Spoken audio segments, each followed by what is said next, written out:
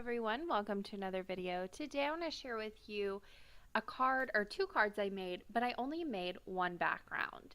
So I'm starting off with some Catherine Pooler ink pads. I've got polished, sugared lavender, and mint to be off to the right hand side.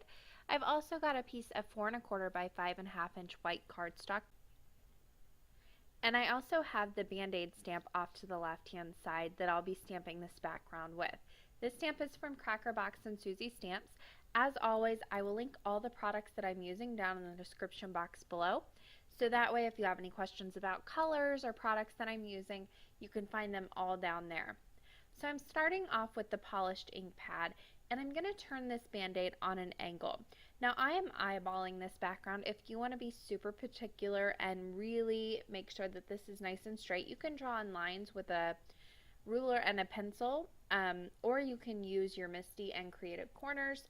That's another option. I wanted this to be super quick. So I started off, stamped a whole row on an angle with the polished ink.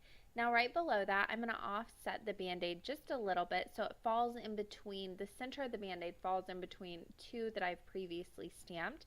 Then I'm stamping those at that same angle with sugared lavender. I'm making sure to clean off my stamp in between each stamping just to be sure that I don't cross-contaminate colors here or get my ink pads dirty.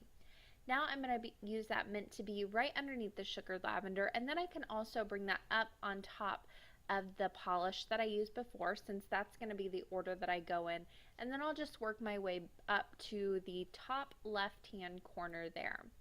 So I'm going to finish off my little stamp right on the left hand edge there with mint to be. You want to make sure that you stamp even those little pieces that are going to be just the slightest bit on the paper, but it's what makes it look like real pattern paper that you've stamped. Now I'm going to go back to sugared lavender. Again, I'm working my way back up this color here, color layout that I have going on. So I did my sugared lavender, then came back in with polished. I'm making sure to offset these each time just so it looks a little bit more symmetrical and it's not one Band-Aid right on top of the other. Offsetting them helps fill in a lot of that white space. I'm back to mint to be, so I'll stamp a few of those right on top of the polish, making sure to leave a little bit of a gap there, and again filling in all those spaces. Finally, I'm coming back into sugared lavender right on top of those. This is not going to be much stamping at all. And then I'll come back in with polished right on top of that with the tiniest bit. Now you can see I had a piece of computer paper underneath my stamping. That's just going to catch all that extra ink so you have a little bit less smearing. It's just something I like to do to cut down on that smearing. There's a look at that background, and I'm going to cut it in half right in between two of the layers of Band-Aids. Now you can do this however you want to. You can make one a little bit smaller, one a little bit larger. Mine just happened to be about the same size with the way I did this. So I cut those right in half, and then I'm going to also cut some craft cardstock to go behind that. Now these weren't exactly the same size, they were the same width, so I could cut down my craft cardstock to 4 1/4, but then to make sure that I got them right at the right matting size, what I did was I just took each one of the little panels, laid it right on top of the craft cardstock, and then I just eyeballed it with my paper trimmer. This is also going to make sure that I get the right angle on the craft cardstock. Because I didn't measure out the angle, it just helped me to get it exactly perfect, the right mat on both pieces. Now I wanted to add a little bit something extra to those craft pieces, so I grabbed a die that just does a little bit of stitching. This is from Lawn Fawn. Again, these will be linked down in the description box. This comes in a set of 4, and it has different stitches that you get with it. It doesn't really do any cutting, it just does stitch marks. So I added that little cross stitch right to the top of my craft cardstock, lined it up with my die, secured it down with some tape, masking tape, and then I can peel that off, and it's left behind this beautiful, beautiful stitching right on the edge of the cardstock that's just going to peek above that Band-Aid. It gives that added little extra touch, just a little something extra to really dress up the card. There's a closer look at the stitching and the Band-Aids put together, but first, before I go and put those together, I do need to do a little bit of sentiment stamping. Now, Crackerbox and Suzy stamps are kind of known for their snarkier stamps, which I love and think they're so cute.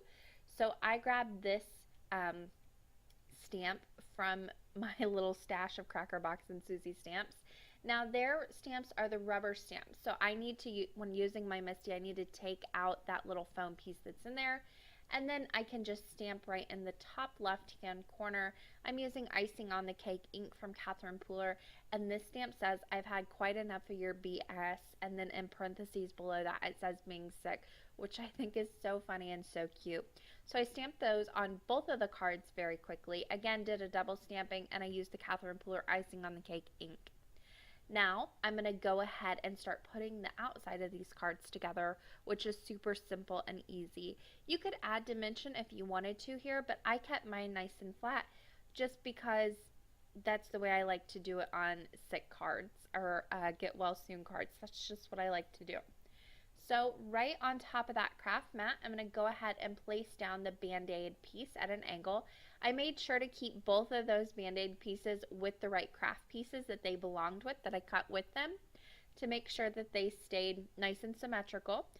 I added double-sided adhesive to the back of the craft pieces and just popped those on the bottom of two top folding card bases that I did the sentiment stamp on in the top left hand corner. I also want to mention that when I stamped those sentiments, I did add my little pieces down to the bottom to make sure that I had my sentiment up high enough and offset just a little bit. That way it didn't run into the craft panels at all. Now the outside of the cards were done, but I wanted to go ahead and stamp on the inside, so I grabbed a Get Well Soon stamp, also from Crackerbox and Suzy Stamps, and I grabbed the same Icing on the Cake ink that I used on the outside to stamp the sentiment. I stamped Get Well Soon on both of those cards on the inside, and then right underneath both of those, I'm going to stamp that Band-Aid. One I'm going to stamp in the polished ink, and then you could do the other one, and you could do both of these in the same color, or you could switch it up, do whatever color combination you wanted to. I did polished on that first one, and then I just went in with some Meant to Be. So I've got kind of a more female one on the right and a more male one on the left there. So it kind of goes, I have two cards that I can send to two different people, but I just made that one background. That is going to do it for me today. You're going to see links on the left side of your screen you can click on.